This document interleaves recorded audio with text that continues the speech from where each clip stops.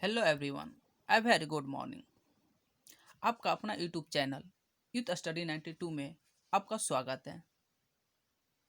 दोस्तों, अगर आप हमारे चैनल को पहली बार देख रहे हैं तो सबसे पहले सब्सक्राइब करके बेल आइकन को प्रेस करें।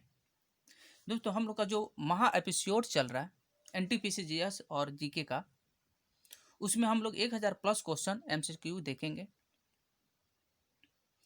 दोस्तों, इस बार एक ही नारा रहेगा, अब मंजिल दूर नहीं। इस बार एनटीपीसी का किसी भी हाल में हम लोग को कड़ी मेहनत करना पड़े या कुछ भी करना पड़े, हम लोग को ले लेना है। दोस्तों, हम लोग चलते हैं अपना महा एपिसोड का। स्टार्ट करते हैं क्वेश्चन नंबर फर्स्ट कि आर्य संस्कृति के सर्वोच्च काल में गंगा घाटी के जनपद जो संख्या में थे, महाजनपद बन गए थे, वो टोटल कितनी संख्या थी? तो वो टोटल कितनी थी? वो 16 थी। कितनी थी? वो 16 संख्या थी। बौद्ध साहित्य अंगुत्तर निकाय में 16 महाजनपद का उल्लेख है और सबसे विशाल महाजनपद 16 महाजनपदों में कौन था? वो मगध था। कौन था? वो सबसे विशाल साम्राज्य था, मगध महाजनपद था। ठीक दोस्तों, नेक्स्ट 1928 में गठित इंडिपेंडेंस फॉर इंडिया लीग के अध्यक्ष कौन थे? तो इंडिपेंडेंस फॉर इंडिया लीग के अध्यक्ष कौन थे? तो वो पंडित जवाहरलाल नेहरू थे। कौन थे? पंडित जवाहरलाल नेहरू थे। इसमें 1928 ईस्वी में इंडिपेंडेंस फॉर इंडिया लीग की स्थापना पंडित जवाहरलाल नेहरू और सुभाष चंद्र बोस मिलकर किए हुए थे। इस लीग के प्रथम महासचिव जो थे वो कौन थे? पंडित जवाहरलाल नेहरू थे। और रास बिहारी बोस ने 1942 में, रास बिहारी बोस ने 1942 में, कितना में? 1942 में इंडियन इंडिपेंडेंस लीग, किसका? इंडियन इंडिपेंडेंट लीग की स्थापना की हुई थी। और सुभाष चंद्र बोस ने 1939 में, सुभाष चंद्र बोस ने 1939 में फॉरवर्ड ब्लॉक की स्थापना की थी। कितना में? 1939 में, 1939 में। नेक्स्ट,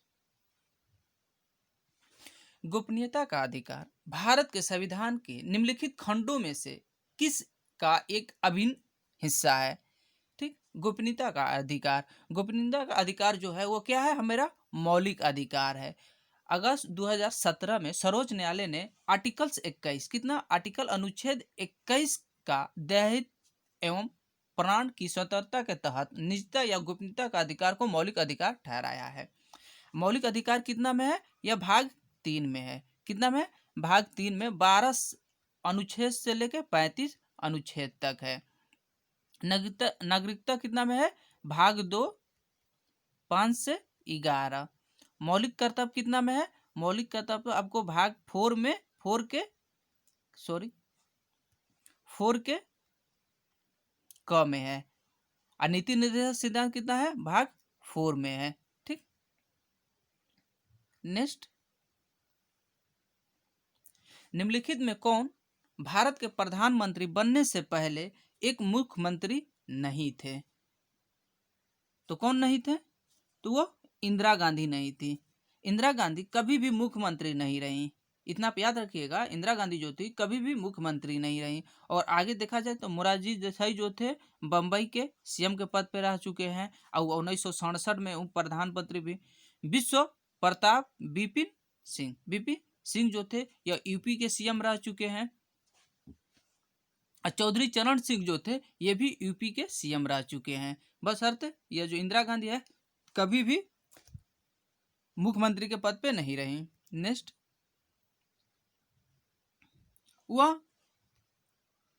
वह मेरिडियन है जिस पर भारतीय मानक समय आधारित है।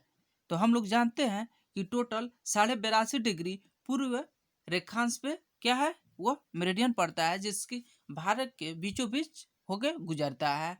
ठीक, तो यह टोटल कितने राज्यों से होकर गुजरता है? तो टोटल 5 राज्यों से होकर गुजरता है। नेक्स्ट, चाबहार बंदरगाह जिसका निर्माण भारत द्वारा कराया जा रहा है किस देश में स्थित है? तो यह किस देश में स्थित है? यह ईरान में स्थित है। ईरान देश में स्थित है। नेक्स्ट, भारत में सर्वाधिक व्यापक वनों के प्रकार कौन से हैं? तो भारत एक उष्णकटिबंधीय मौसमी जलवायु वाला देश है। उष्णकटिबंधीय मौसमी जलवायु वाले क्षेत्र में पर्णपाती पतझड़ वन पाए जाते हैं। कौन? पर्णपाती एवं पतझड़ वाले वन पाए जाते हैं। नेक्स्ट,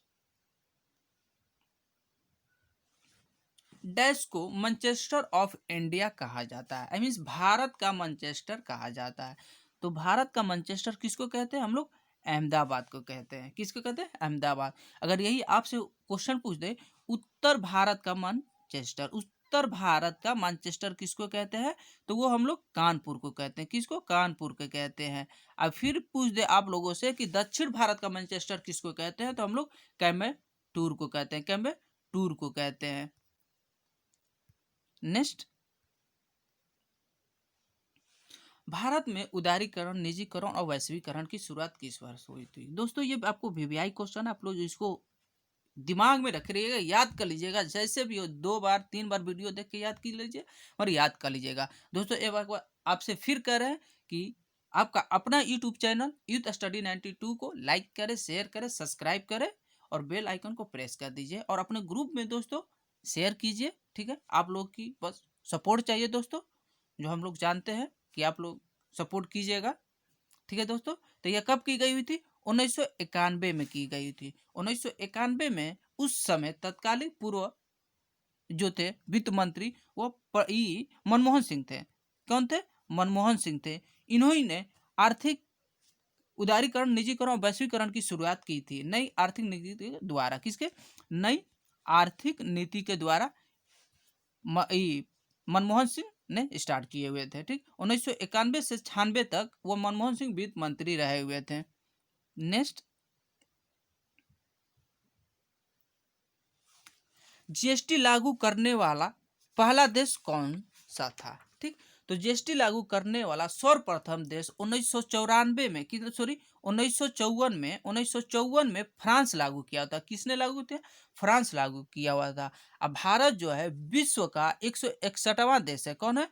भारत जो है विश्व का 161वां देश है। कितना? 161वां देश है जो कि जीएसटी लागू करने वाला देश बना हुआ है। लेकिन भारत का जीएसटी किसके मॉडल पे आधारित है? यह कनाडा के मॉडल पे आधारित है। अगर आपको पूछ दे कि मॉडल किसके, भारत का जीएसटी जो है किस मॉडल पे आधारित है, तो वह कनाडा के जीएसटी के मॉडल पे आधारित है। ठीक, और जीएसटी कैसा कर है? तो जीएसटी अप्रत्यक्ष कर है। कैसा कर है? अप्रत्यक्ष कर है। 17 प्रकार के अप्रत्यक्ष कर को समझकर एक कर के रूप में भारत का जीएसटी लागू किया गया। कितने प्रकार का टैक्स? तो 17 प्रकार का टैक्स एक में सम्मिलित करके आपको जीएसटी लाया गया, good and service tax, good and service tax. दोस्तों नेक्स्ट, वर्तमान जनगणना के अनुसार किस भारतीय राज्य का लिंगानुपात उच्चतम रहा? तो लिंगानुपात उच्चतम रहा तो कौन सा है? केरल। केरल का टोटल लिंगानुपात कितना रहा? भारत का टोटल कितना रहा लिंगानुपात 2011 में? 1943 943 था। ठीक, अर्थात 1000 पुरुष पर महिलाओं की संख्या सर्वाधिक लिंगानुपात कहलाता है। और केरल को देखा जाए तो यह 1084 था। कितना था? 1084 था। वही तमिलनाडु को देखा जाए लिंगानुपात कितना था? तो 996 था। और हरियाणा का देखा जाए तो टोटल आपको 899 था। कितना था? 899 था। नेक्स्ट,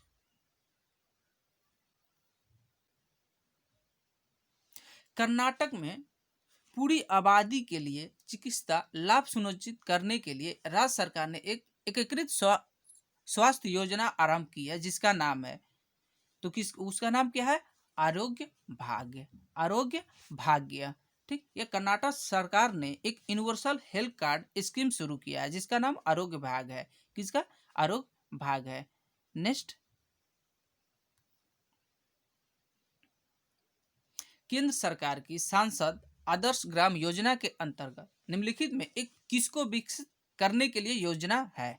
तो केंद्र सरकार ने गांवों को विकसित करने के लिए सांसद आदर्श ग्राम योजना स्टार्ट किया हुआ है। नेक्स्ट, निम्नलिखित में किसकी रचना कालिदास द्वारा की गई है। कालिदास द्वारा किसकी रचना की गई है? वो कौन सा है?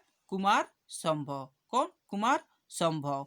ठीक। अब देखेंगे मालती माधव, भभूति, कीर्तनुजनम या कीर्तनुजनम, कुमार भाव, यह नहीं होगा दोनों। ठीक, ये तीनों नहीं होगा, आपका कुमार संभव हो जाएगा।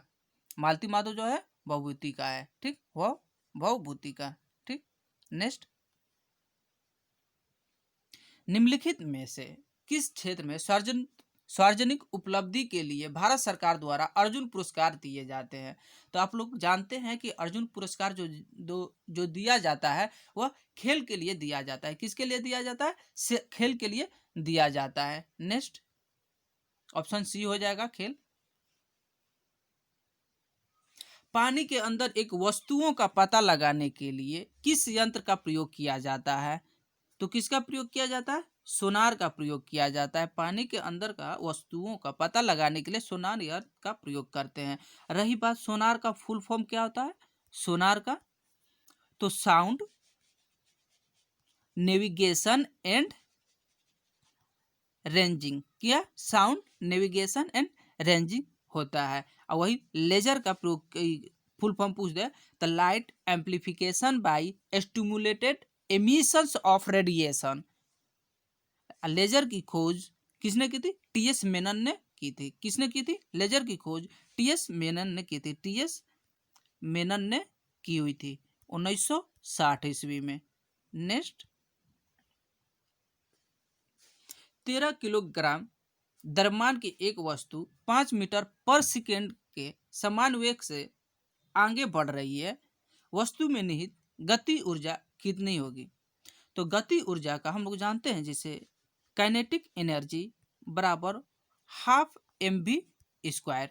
हाफ एम वी स्क्वायर तो हाफ इंटू एम कितना दे रहा है? द्रव्यमान इसका 13 किलोग्राम दे रहा है। इसका वेलोसिटी कितना दे रहा है? 5 मीटर पर सेकेंड। तो 5 का स्क्वायर कर देंगे तो 25 हो जाएगा। तो 25 और 13 का मल्टीप्लाई कर 2 को डिवाइड कर दीजिएगा तो आपको कितना आ जाएगा? 162.5 जूल। कितना हो जाएगा?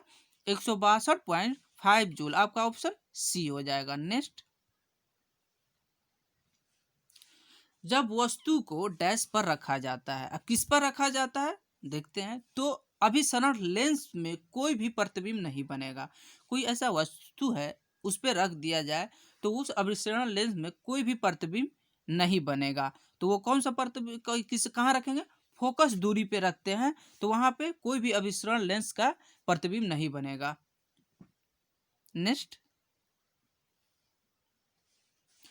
डैश द्वारा एसी को डीसी में बदल जाता है। तो हम लोग जानते हैं कि रेक्टिफायर है जो एसी को डीसी में कन्वर्ट कर देता है। नेक्स्ट,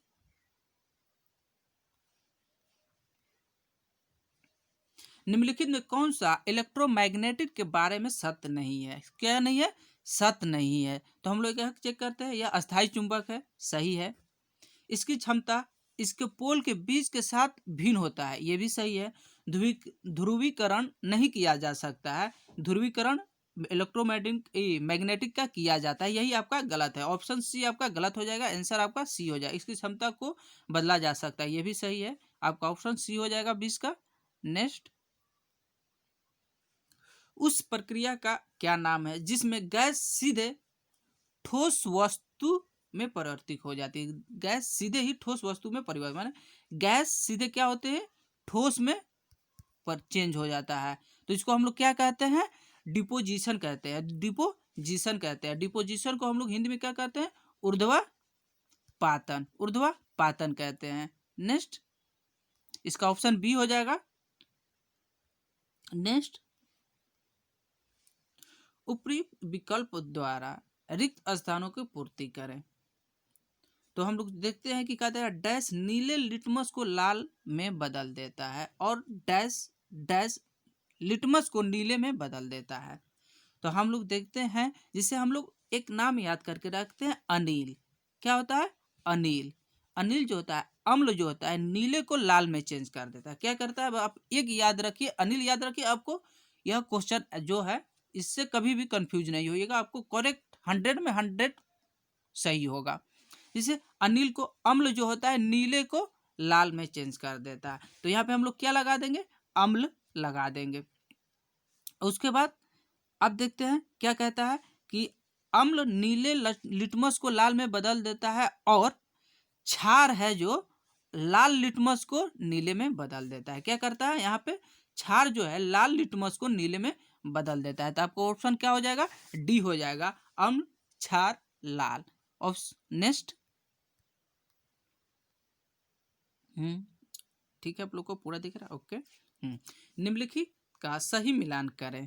तो हम लोग स्टार्ट करते हैं कि कह रहा है कि पेट्रोलियम ईथर जो है डाई क्लिनिक के लिए इनमें विलायक है। क्या है, डाई क्लिनिक के लिए इनमें विलायक है। और पैराफिन मोम जो होता है मरहम और कॉस्मेटिक होता है। पैराफिन मोम जो होता है मरहम और कॉस्मेटिक होता है। एस्फॉल्ट और कोक क्या होता है, यह हो जाता है छत, सड़क निर्माण और इलेक्ट्रोड में होता है। गैसोलीन क्या होता है, यह ईथर होता है। गैसोलीन क्या होता है, यह ईथर होता है। तो ऑप्शन हो जाएगा 2, उसके बाद 4, उसके बाद 3, उसके बाद 1। तो 2 4 3 1, 2 4 3 1 आपका ऑप्शन बी में दिया हुआ है, 2 4 3 1। नेक्स्ट,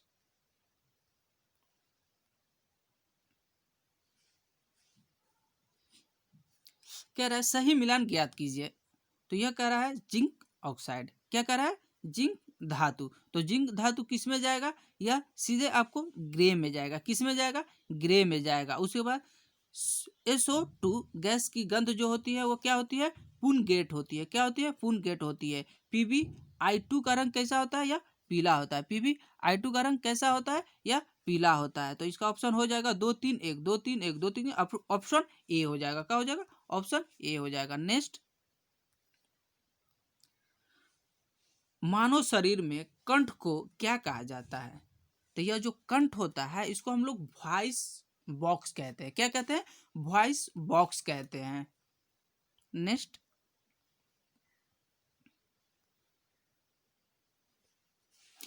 नीचे एक अभिकथन ए और कारण आर दिया गया है। अभिकथन कहता है, ए कहता है बैरी एक वायरस जनित संक्रमण है। क्या कहता है, बैरी एक विषाणु जनित संक्रमण है। कारण कह रहा है विटामिन की कमी बीमारियों को कारण बनती है। क्या कह रहा है, बीमारियों के कारण बनती है। तो बैरी एक वायरस जनित संक्रमण है, नहीं। यह क्या है, बैक्टीरिया जनक है। क्या है, जीवाणु जनक है। यह तो ऑप्शन ए इसी तरह गलत हो गया। और विटामिन की कमी बीमारियों की कारण बनती है, यह क्या है, ऑप्शन सही है। जो अगर मेरे अंदर विटामिन की कमी होगा तो मेरा क्या होगा, हम डिजीज के शिकार हो जाएंगे, मीन्स बीमारियों का शिकार हो जाएंगे। ऑप्शन ए हो जाएगा। नेक्स्ट, रक्तलापता स्थिति किसकी वजह से होती है। यह किसकी स्थिति की होती है, यह आरबीसी की कमी के कारण होती है। किसके, आरबीसी के कमी के कारण होता है। ऑप्शन बी हो जाएगा। नेक्स्ट, मैकिन्टोश कंप्यूटर का डिजाइन किसने तैयार किया था। तो यह किसने तैयार किया होता है, या एप्पल ने तैयार किया होता है। किसने किया होता है, एप्पल। ऑप्शन सी हो जाएगा। नेक्स्ट, यूनिकोड उपलब्ध कराता है। क्या करता है, वह कराता है कि सभी भाषाओं के प्रत्येक चिन्ह के लिए एक विशिष्ट कोड, सभी भाषाओं के प्रत्येक चिन्ह के लिए एक विशिष्ट कोड उपयुक्त कराता है। ठीक, यूनिकोड। नेक्स्ट, 1000 वाट का विद्युत स्त्री द्वारा खपत की गई ऊर्जा 500 वाट की विद्युत स्त्री द्वारा खपत की गई ऊर्जा से डैश होगी। तो वो क्या होगा, अधिक होगा। क्या होगा, अधिक होगा। नेक्स्ट, पाकिस्तान की पहली हिंदू महिला जज कौन बनी। तो पाकिस्तान की पहली हिंदू महिला जज बनी सुमन कुमारी। कौन बनी है, सुमन कुमारी बनी हुई है। अब चलते हैं नेक्स्ट, नए शिक्षा नीति के अध्यक्ष कौन बनाए गए हैं। तो ये कौन बनाए गए हैं, डॉक्टर कस्तूरी रंगन बनाए गए हुए हैं। नेक्स्ट, ग्लोबल इनोवेशन इंडेक्स 2020 में भारत का कौन सा स्थान रहा? तो ग्लोबल इनोवेशन में भारत का स्थान 48 रहा। क्या रहा? 48 स्थान रहा। और सबसे फर्स्ट पे कौन रहा? स्विट्जरलैंड है। सबसे फर्स्ट पे कौन है? स्विट्जरलैंड है। सेकेंड पे स्वीडन है और थर्ड पे अमेरिका है। क्या है? थर्ड पे अमेरिका है, यूएसए है। नेक्स्ट, इंदिरा गांधी शांति पुरस्कार 2019 में निम्नलिखित में किसे सम्मानित किया गया है? तो किसे सम्मानित किया? David Attenborough. किसको? David Attenborough. यह एक अंग्रेजी प्रशासक और प्राकृतिकवादी इतिहासकार डेविड एटनबरो ने 7 दिसंबर 2020 को इंदिरा गांधी शांति पुरस्कार से सम्मानित किया गया है। नेक्स्ट,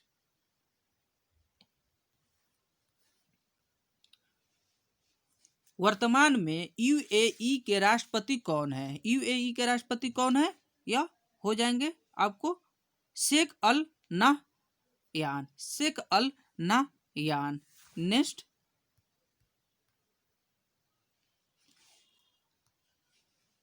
हाल ही में काजी नींबू को जीआई टैग प्रदान किया गया है। काजी नींबू का संबंध किससे है? काजी नींबू का संबंध किससे है? तो यह टोटल आपका यह काजी नींबू जो है यह असम से संबंधित है। नेक्स्ट,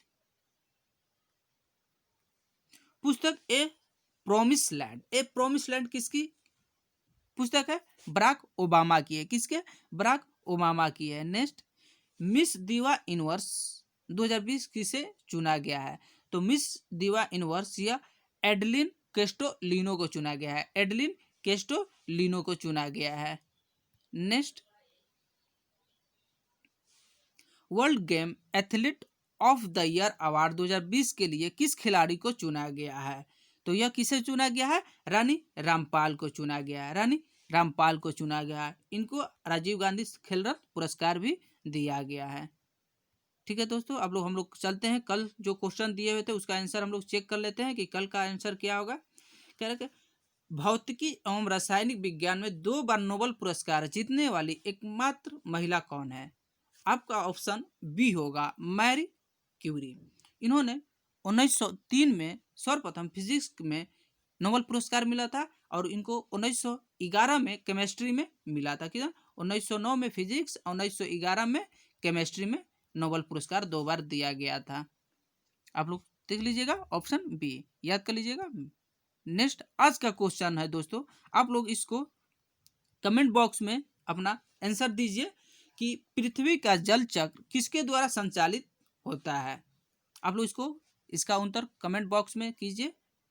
ठीक है दोस्तों, आपका महा एपिसोड का 40 क्वेश्चन हो गया। ठीक है, good bye, thanks for watching.